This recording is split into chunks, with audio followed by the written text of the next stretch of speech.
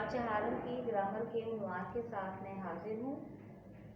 आज का उन्वान है हमारा दरख्वास्त नवीसी।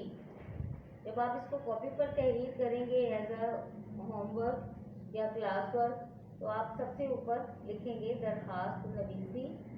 उसके बाद आप लिखेंगे उन्वान। फिर उसके बाद आप नीचे वाली लाइन पे लिखेंगे बराए फीस माफ़ी। फिर आप अपनी दरख्वास्त को इस तरीके से लिखना शुरू करेंगे, बखिदमत जनाब प्रिंसिपल।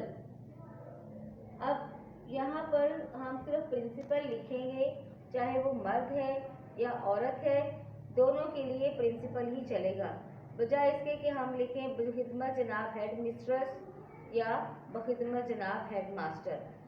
अब किसी भी स्कूल का जो है हेड है वो अगर औरत है या मर्द है तो दोनों के लिए प्रिंसिपल का ही लफ्ज़ चलेगा। अक्सर बच्चे यहाँ पे एक मिस्टेक कर जाते हैं, बखिदमत जनाब प्रिंसिपल और आगे से साहिब या साहिबा लगा देते हैं। जब आपने जनाब लगा दिया तो फिर साहिब या साहिबा की कोई गुंजाइश नहीं रहती।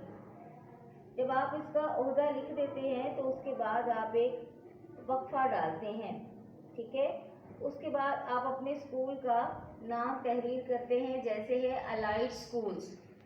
स्कूल का नाम लिखने के बाद आप फिर वक्फा डालते हैं। वक्फा डालने के बाद फिर आप अपनी जगह का लिखते हैं, जैसे आपकी है हमारा एरिया है China scheme campus. China scheme campus लिखने के बाद हम फिर इसमें वक्फा डालेंगे और फिर अपने शहर का नाम, जिस भी शहर से आपका ताल्लुक़ हो, वो लिखने के बाद आगे ख़त्मा डाल देंगे। इस अलामत को ख़त्मा कहते हैं। अब अपनी अगली लाइन देख लेते हैं हम।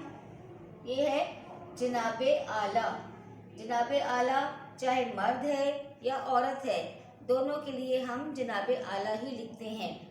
और उसके बाद हम निदाइया का लफ्ज़, ये निदाइया का ये निशान है जिसको इंग्लिश में एक्सक्लेमेटरी साइन कहते हैं, ये हम आगे लिख देते हैं। अब आ जाए इसके कंटेंट की तरफ। मोतबाना गुजारिश है कि मैं जमात चहारम का की। अब यहाँ पे जो लड़के हैं वो लिखेंगे का और जो लड़कियाँ हैं वो लिखेंगी की।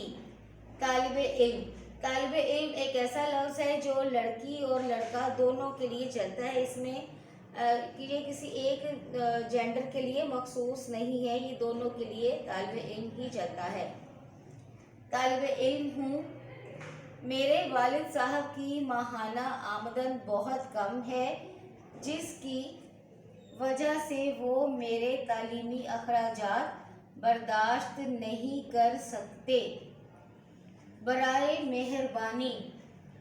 अब कुछ बच्चे गलती यहाँ पे कर जाते हैं, बराए मेहरबानी के बाद फरमा कर भी लिख देते हैं, जो कि सिर्फ बराए मेहरबानी ही होता है। अगर आपने मेहरबानी फरमा कर लिखना है तो फिर आप उसके साथ बराए का लफ्ज़ नहीं लगाएंगे, क्योंकि बराए का अपना मतलब भी होता है के तौर पर या फरमा कर।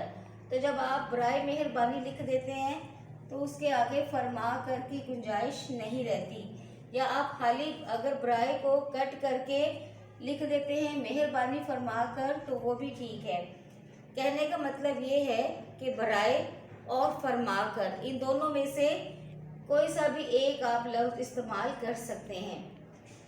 बराए मेहरबानी मेरी स्कूल फ़ीस माफ़ फरमा दीजिए ताकि मैं अपनी पढ़ाई जारी रख सकूं। आपके लिए दुआ हो। इसके बाद आप लिखते हैं दरख्वास्त गुजार, ठीक है। ये इसके लेफ़्ट साइड पे आता है दरख्वास्त गुजार, ठीक है।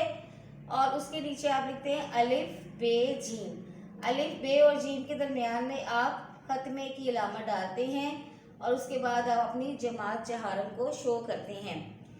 अब अलिफ बे जीम यहाँ पर नाम की जगह क्यों इस्तेमाल होता है? जब तो आपने स्कूल में असल यानी कि सही हकीकतन अपनी दरख्वास्त जमा करवानी हो, सबमिट करवानी हो, फिर तो आप यहाँ पे अपना हकीकी नाम लिखेंगे जो कि आपका है।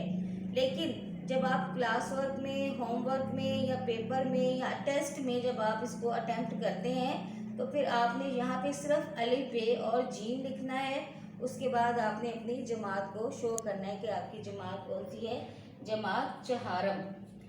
एक और आपको ये बात वाज़ेह करनी थी कि जिस लाइन में आप दरख्वास्त गुजार लिखते हैं उसी के राइट पे आप तारीख लिखते हैं जो एक ही लाइन में आती है। ये देख ले, एक ही लाइन में है, सिर्फ इनकी डायरेक्शन अलग अलग है।